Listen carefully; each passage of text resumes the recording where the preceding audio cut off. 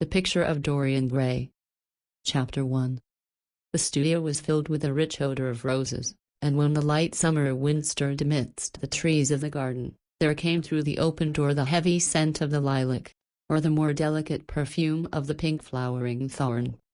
From the corner of the divan of Persian saddlebags on which he was lying, smoking, as was his custom, innumerable cigarettes, Lord Henry Wotton could just catch the gleam of the honey-sweet and honey-colored blossoms of a laburnum, whose tremulous branches seemed hardly able to bear the burden of a beauty so flame-like as theirs, and now and then the fantastic shadows of birds in flight flitted across the long tusse or silk curtains that were stretched in front of the huge window, producing a kind of momentary Japanese effect, and making him think of those pallid jade-faced painters of Tokyo who, through the medium of an art that is necessarily immobile, seek to convey the sense of swiftness and motion.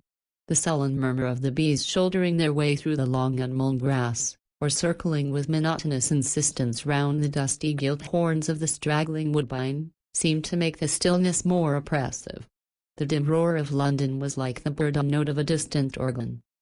In the centre of the room, clamped to an upright easel, stood a full-length portrait of a young man of extraordinary personal beauty, and in front of it, some little distance away, was sitting the artist himself, Basil Hallward, whose sudden disappearance some years ago caused, at the time, such public excitement, and gave rise to so many strange conjectures.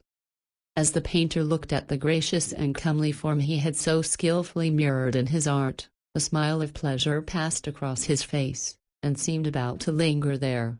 But he suddenly started up, and, closing his eyes, placed his fingers upon the lids, as though he sought to imprison within his brain some curious dream from which he feared he might awake.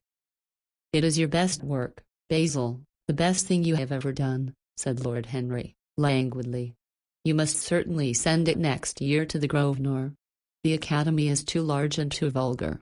Whenever I have gone there have been either so many people that I have not been able to see the pictures, which was dreadful, or so many pictures that I have not been able to see the people, which was worse.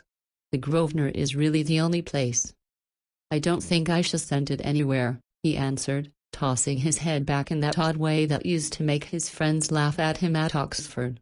"I won't send it anywhere."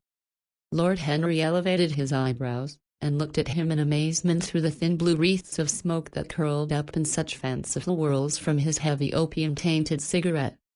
"Not send it anywhere? My dear fellow, why? Have you any reason? What odd chaps you painters are. You do anything in the world to gain a reputation. As soon as you have one, you seem to want to throw it away. It is silly of you, for there is only one thing in the world worse than being talked about, and that is not being talked about. A portrait like this would set you far above all the young men in England, and make the old men quite jealous, if old men are ever capable of any emotion." "I know you will laugh at me," he replied, "but I really can't exhibit it. I have put too much of myself into it." Lord Henry stretched himself out on the divan and laughed. "Yes, I knew you would, but it is quite true, all the same. Too much of yourself in it. Upon my word, Basil, I didn't know you were so vain, and I really can't see any resemblance between you, with your rugged strong face and your coal-black hair, and this young Adonis, who looks as if he was made out of ivory and rose leaves.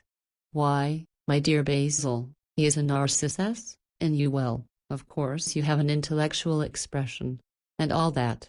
But beauty, real beauty, ends where an intellectual expression begins. Intellect is in itself a mode of exaggeration, and destroys the harmony of any face. The moment one sits down to think, one becomes all nose, or all forehead, or something horrid. Look at the successful men in any of the learned professions. How perfectly hideous they are. Except, of course, in the church. But then in the church they don't think.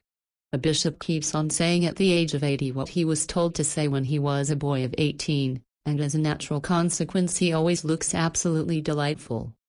Your mysterious young friend, whose name you have never told me, but whose picture really fascinates me, never thinks. I feel quite sure of that. He is some brainless, beautiful creature, who should be always here in winter when we have no flowers to look at, and always here in